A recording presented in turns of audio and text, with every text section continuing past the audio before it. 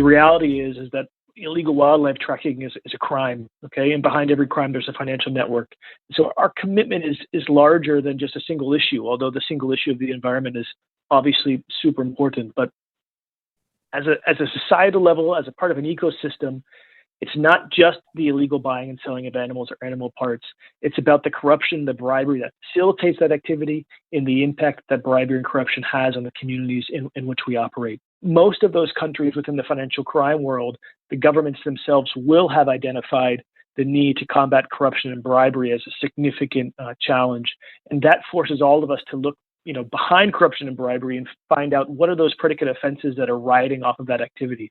And often, in many geographies, including the ones in we operate, illegal wildlife trafficking is a big part of that. And so by going after the corruption, by going after the bribery, by going after illegal wildlife trafficking, we're attacking both issues.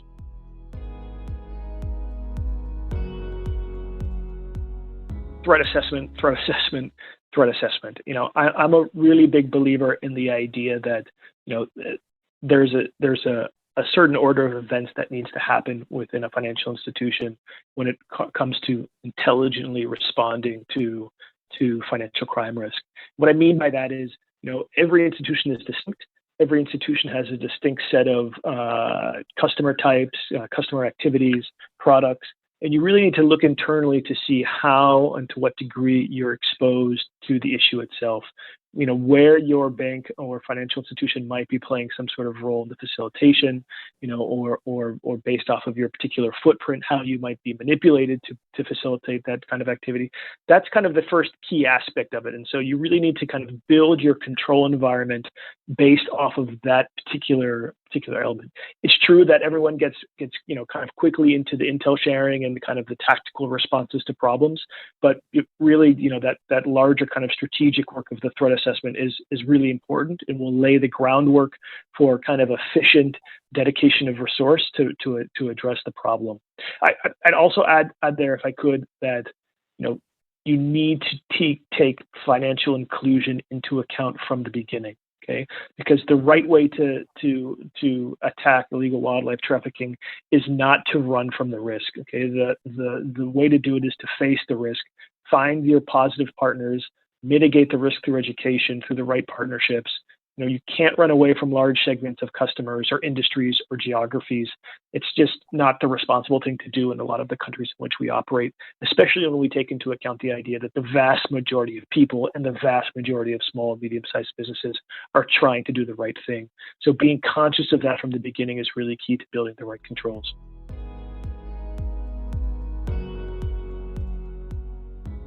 Intel sharing will help you solve tactical problems, right? I mean, that allows you to identify a bad actor, put a stop to that actor's activity, and report that particular person or company to the right authorities and have them pick it up. Okay, that's great. That's a win. That's fantastic.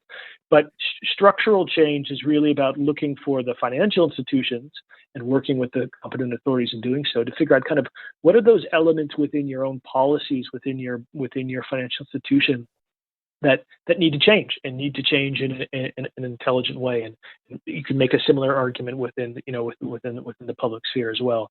That's it's not as sexier as an issue, to be honest, as kind of, intel sharing and getting the bad guys, but it's what really leads us to kind of structural change. And to give you an example of that, I mean, we try to look at the kind of broader ecosystem here of environmental crime, look for where there's connections. And so, for example, we spend a lot of time looking at illegal logging and illegal deforestation, and we're quite, aware of the fact that illegal logging is really an enabler for illegal wildlife trafficking. We're interested in illegal logging for the impact it has on illegal deforestation and the impact that then has on climate change.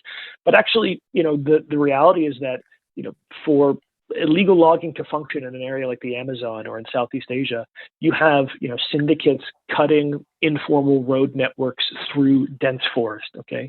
And that opens up a whole load of opportunity for professional trappers in the illegal wildlife trafficking sense, okay? And so that's just one example of many of how there's this relationship between the two. The more the illegal loggers are able to progress, the more access to forest the trappers have. And in fact, anecdotally, I've worked in the past with law enforcement intelligence agencies in Colombia as well as in Indonesia. So kind of both two corners of the globe.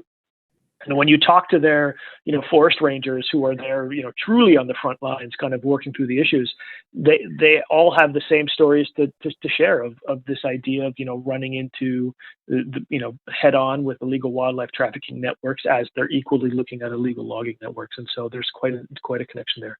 But the broader point is that we have to look at these things holistically, and we have to think about not just at a tactical level in sharing information and advancing kind of case by case, person by person, but drawing out those wider typologies that can allow us to kind of really change the way a financial institution looks at the risk and approaches the risk, again, in a sensible way. So strong controls, but controls that don't exclude certain segments of the communities in which we operate. That's a big challenge.